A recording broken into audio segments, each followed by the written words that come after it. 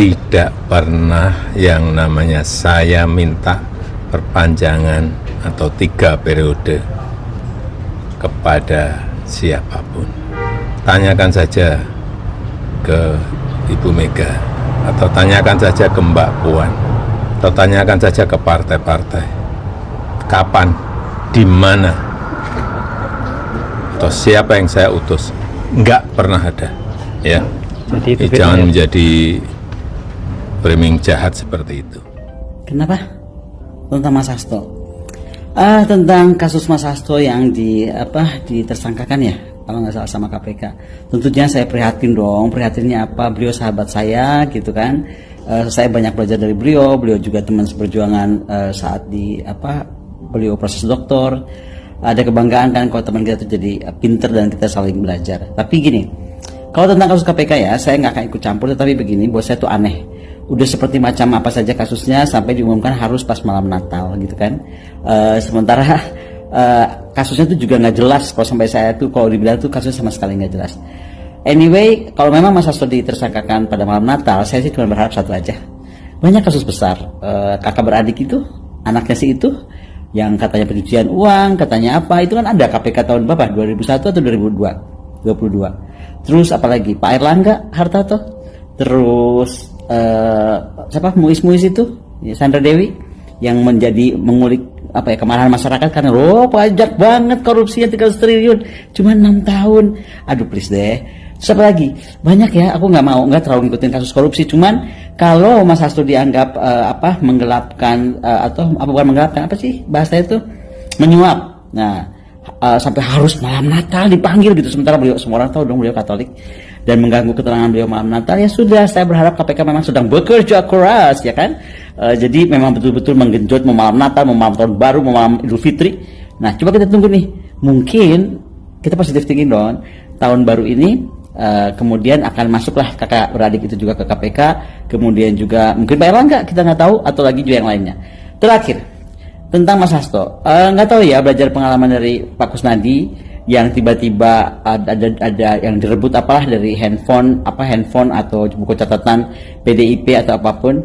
Saya cuma mau kasih tahu aja sebagai sahabatnya, pada saat saya pulang ke Jakarta banyak dokumen penting sudah saya amankan. Jadi yang takut dokumennya bisa dihilangkan dan bagaimana lah gitu, udah saya amankan di Rusia. Jadi pada saat saya pulang ke Indonesia, saya dititipi beberapa dokumen penting dan sudah saya amankan dan saya sudah notariskan di Rusia ini.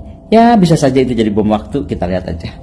Sebagai sahabat saya hanya membantu Mas Hasto sebatas yang saya mampu, dan tetap aja ya, buat saya Indonesia itu tanah air saya. Saya itu rakyat, bukan siapa-siapa, dan saya nggak terima aja. Banyak hal yang saya bilang betul-betul ada semacam ada desain gitu ya. Kalau saya boleh ngomong, toh saya yang kasih tahu di Akbar Faisal bahwa saya sudah di warning, Mas Hasto kalau terlalu keras akan di KPK-kan. Omongan saya nggak salah kan? Meskipun para cacing cau bilang bukan itu tukang fitnah, bukan itu tukang gosip. Benar nggak tapi yang saya ngomong? Sih. Jadi begitu ya kawan-kawan. Bye. Boleh nanya soal yang lain Pak? Ini kemarin kan wacana DPA kembali muncul ya Pak, dengan pertimbangan agung itu. Apakah Pak Jokowi sudah ada ini Pak, mungkin masuk ke DPA untuk jadi ketuanya mungkin, atau bagaimana Pak?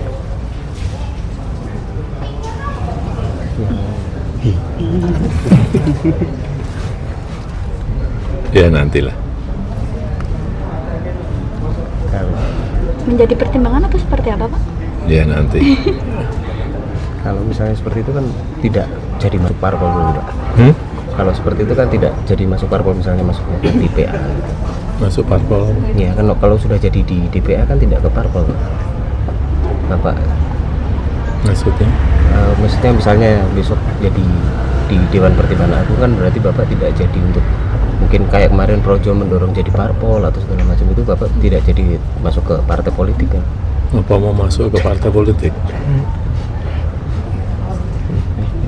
Sudah saya sampaikan, partai perorangan.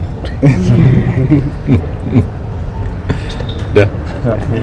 Soal lain Pak, kemarin kan nama Bapak disebut ini dari Pak Hasto mempunyai bukti video-video terkait Bapak dan akan mengeluarkan video-video itu sebagai senjata, itu gimana Pak? Ya nggak apa-apa. kalau nanti harus dipanggil untuk dimintai keterangan seperti apa Pak? Kalau Pak Jokowi? Keterangan apa? Ya misalkan Pak Hasto mengungkapkan seperti itu, kemudian dari pihak proses hukum perlu meminta keterangan Pak Jokowi. Ya, diberi keterangan. Pak, kalau kemarin Pak Hasto sempat menyebut kalau ada pejabat negara yang menginginkan 3 periode sendiri, seperti apa Pak? Ya, ini saya ulang lagi. Tidak pernah yang namanya saya minta perpanjangan atau 3 periode kepada siapapun. Tanyakan saja ke Ibu Mega, atau tanyakan saja ke Mbak Puan, atau tanyakan saja ke partai-partai. Kapan, di mana, atau siapa yang saya utus? Enggak pernah ada, ya. Jadi Jangan menjadi framing jahat seperti itu, enggak baik. Merugikan ya Pak ya? Selama ini seperti apa Pak dengan adanya framing seperti itu Pak? Biasa. Oh, Terima kasih Pak. Terima kasih Pak. Pak Jokowi satu lagi. Tapi jalan-jalan Pak tahun ini ya. Masih ada. Kasih. Mau Aduh. Mau sekali. Tadi ada Orang di dalam masih ada. Buat tahun baru aja nanti Pak.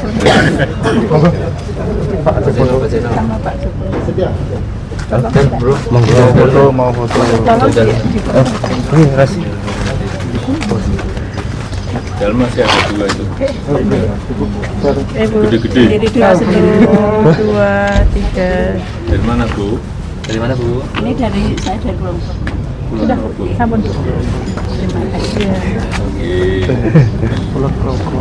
Nah, saya sampaikan. Terima kasih Pak.